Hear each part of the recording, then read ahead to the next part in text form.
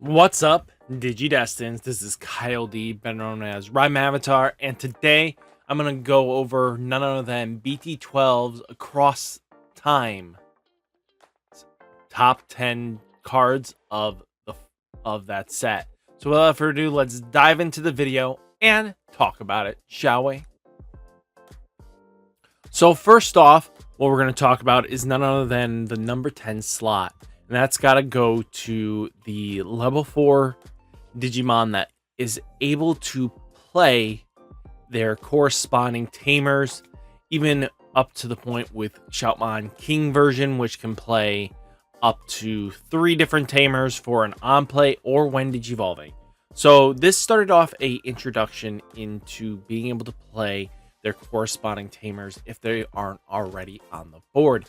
This allows you to play a little bit differently in your strategy, rewarding you to promote up early to set up your tamers early. This is really shown with Greymon and Growlmon being able to play their Takatos or get to play their ties, or in Geo Greymon's ability of being able to play its Marcuses. You know, all these abilities do add up in a way, and the speeds up. They each have great different effects, but these level 4 introduction really did change up the strategy and gameplay mechanic of the game, because even if you don't even promote in raising, you can leave the stack up. If you had a rookie previous turn, you can digivolve up and get your tamer out of the free value. So being able to play catch up now, especially on a 4-cost tamer, sometimes is your memory tamer to set you up. Getting that out for free does mean some great value. So I think this is a great number 10 slot for these guys. And number 9, I gotta say though, has to be for a 9-cost option, is none other than Great Maelstrom. And the reason why I'm bringing this up is it's a great and powerful removal card for none other than a 6-cost at most times, because when you would use this card by placing one of your blue Digimon under your other blue Digimon as a bottom Digievolution, reduce the cost by 3. So this becomes a 6-cost option, even though it's at a 9-cost. Return one of your opponent's Digimon to the bottom of its owner's deck. A very cheap removal. And to be honest with you, for blue decks, I feel like this card could be a mainstay staple for future sets to come. I think being able to activate its main effect in security as well, being able to return one of your opponent's Digimon to the bottom of its owner's deck is just really good. You know, stuff like that. Number 8 has to go to one of the secrets actually of the set, is Shoutmon x7 Superior Mode. This card is basically the final end game strategy for none other than your, guess who, Crossheart Seam decks. This card alone is when this card would be played by placing one of your Shoutmons in play in the Digievolution cards. You may reduce the play cost by 1 and place cards from your trash as Digievolution cards for a Digicross. And then on play, return the Digievolution cards of one of your opponent's Digimon to the bottom of the deck in any order, and return that Digimon to the bottom of the deck. So this on play alone gets around a lot of threatening boss Digimon's protections, because now you strip it all away first, and it's not like it's trashing it, so it gets around X Antibodies being able to stick on the board, and boom, you know, being able to put everything at the bottom in an order of your choosing and then put that Digimon at the bottom makes it nigh impossible to get back into it. So the way you put stuff in can lead to being a really struggle for your opponent. And then your turn, all your opponent's options in security do not activate. So this basically gives you even a stronger set in stone way of getting over, guess what, those setcon matchups. Any threatening options, this card it just doesn't care about. And it has a way of being reduced from this 15 play cost down. So every different name does count into this. But do remember that when you're taking that first Shoutmon, it doesn't double dip. So this card will only take that Shoutmon from the field and count it once. It does not count it twice. That's not how that works. So to be able to take from the trash. So that's pretty interesting to me. Number 7, I have to give it to Takato.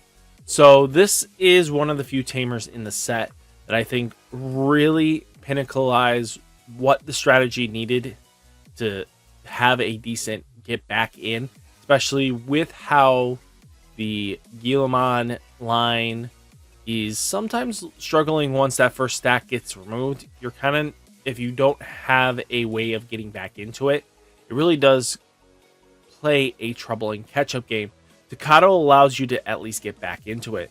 So as long as that stack was able to play another Beelzemon the turn when it got destroyed and it sticks on the field, as long as you have this Takato, you can get right back into your Gallantmon very cheaply, because this card is going to be, once per turn by placing Growlmon, War Growlmon from your trash, and this tamer at the bottom of your Beelzemon's Digivolution card in any order. Digivolve that Digimon into a Gallantmon in your hand, ignoring level requirements and paying its Digivolution cost. So most Gallantmons, if you time it right, if you use a 3-cost Gallantmon, this now becomes a very cheap trade-off. And now you get a warp, in a sense, back in, get your stack reset up, and now you get to apply pressure back at your opponent.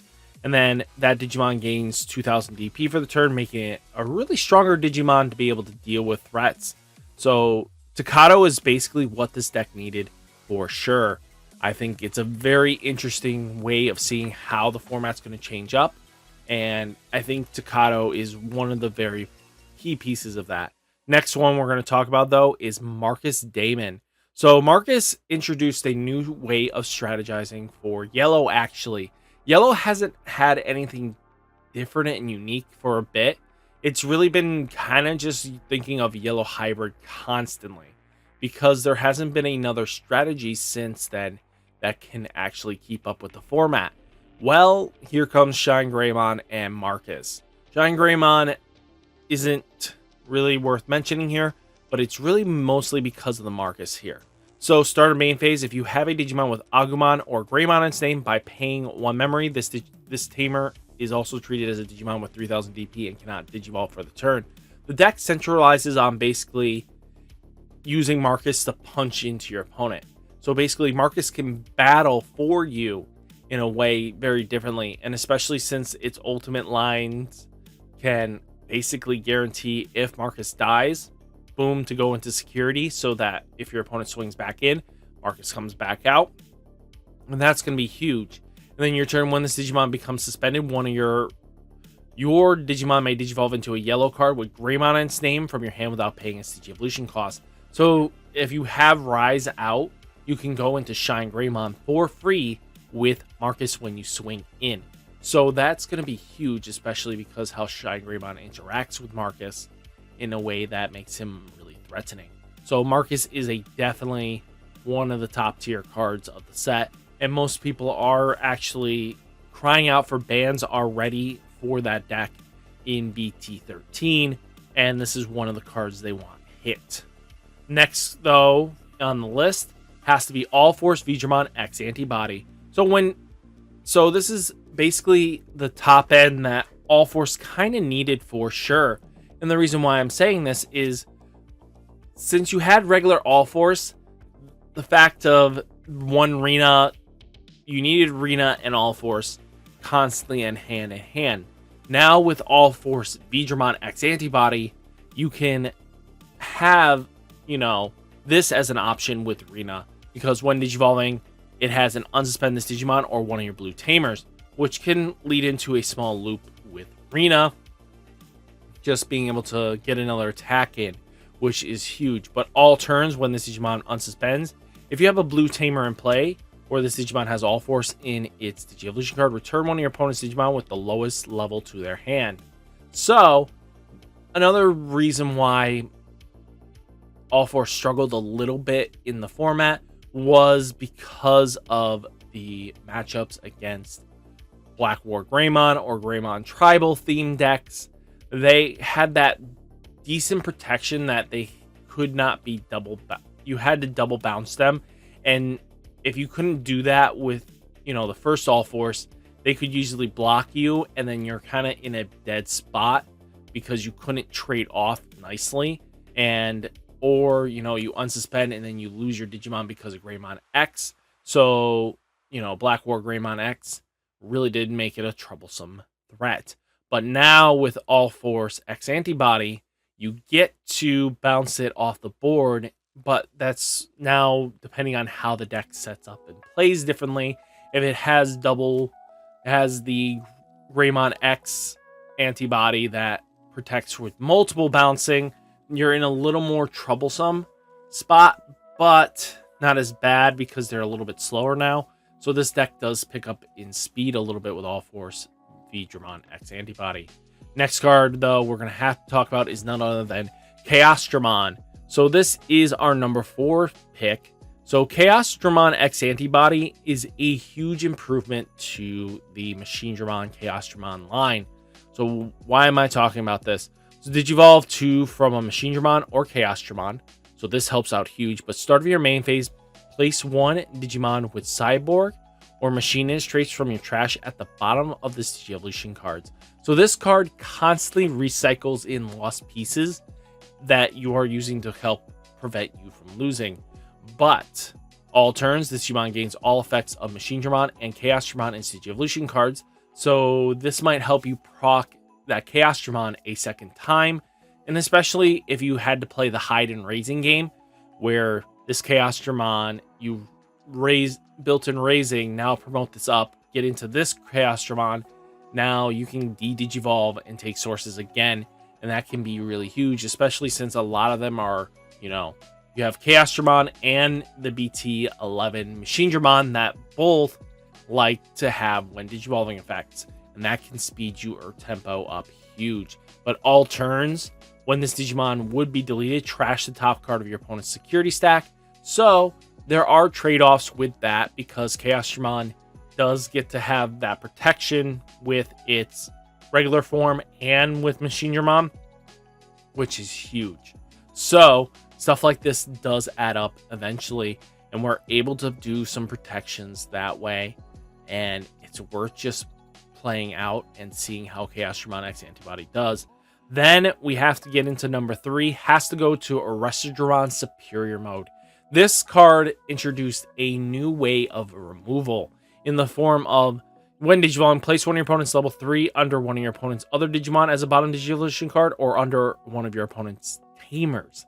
So you get to move their zone and make them regret playing Tamers as long as this card exists. But for each Tamer you have in play with a different color, increase the maximum level this effect can choose by 1. So if you have the playing the Hunter's deck, you have all 4 possible. You just need 3 different color Tamers, which is, out of the 5 colors you play. Just kidding. You play about 4 different colors. That is super easy requirement to deal with any level 6s, and you can get rid of 7s. And being able to move them under a Tamer makes it nigh impossible for most decks to actually deal with it.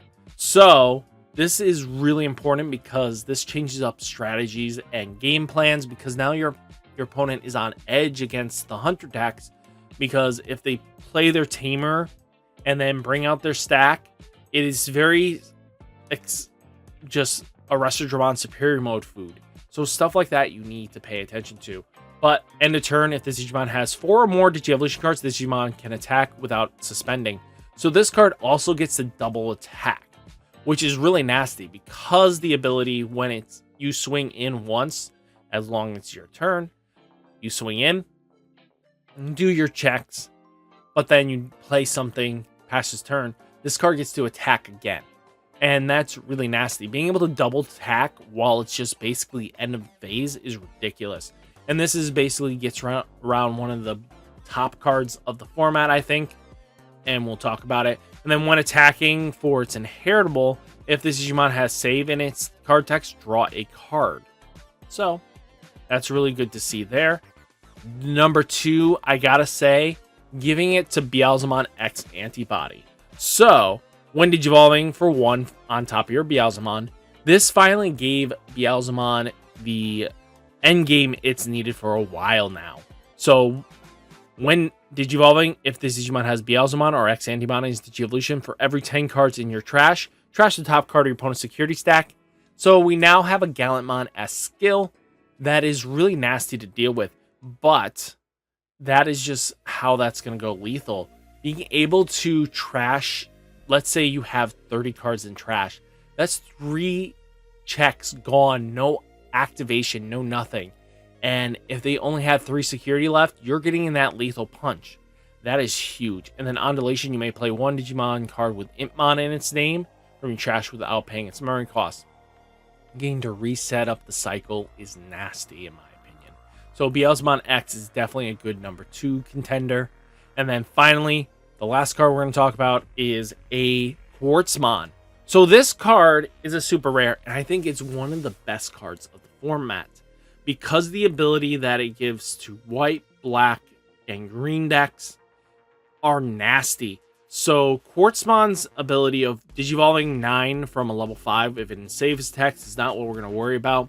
But the fact of the matter is it Digivolves for 6 on top of any green Digimon.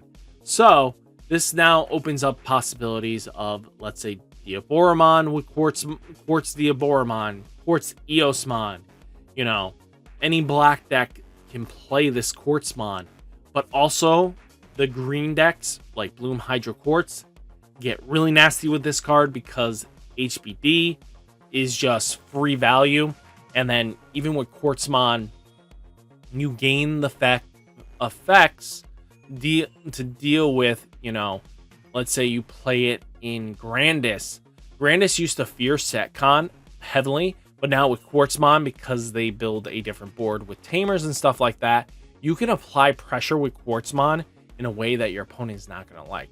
Because when Digivolving, suspend all Digimon except this, suspend all tamers, then gain 1 memory for every 2 suspended Digimon and or tamer in play. So if your opponent had 4 tamers, that's 2 free memory. And then boom, whatever you had adds on to that, gets really nasty. All turns, all Digimon except this one, and all tamers cannot unsuspend. So as long as you don't have double Quartzmon, you're fine. Just don't do double Quartzmon and think you're going to be fine. That is just a bad play. And then when attacking, suspend one of your opponent's Digimon or tamers. Then for every 5 suspended Digimon and or tamers in play, trash the top card of your opponent's security stack. So this now gets you free value. Being able to swing into your opponent's Setcon stacks can lead to being lethal. I mean, with Bloom Hydro Quartz alone, because you spit out so many bodies, you know, that tallies up so quickly. And Quartzmon is just very much a lethal card. And this can lead to game wins in himself, just because he can gain memory back, especially with a hidden potential discovered. And then you're dealing with such a nasty threat. So guys, what did you think of my top 10 picks? Do you think I made the right calls? What do you guys think? Let me know down in the comments. Hopefully you like this kind of video. Stay safe, stay healthy, and I'll catch you next one. Peace.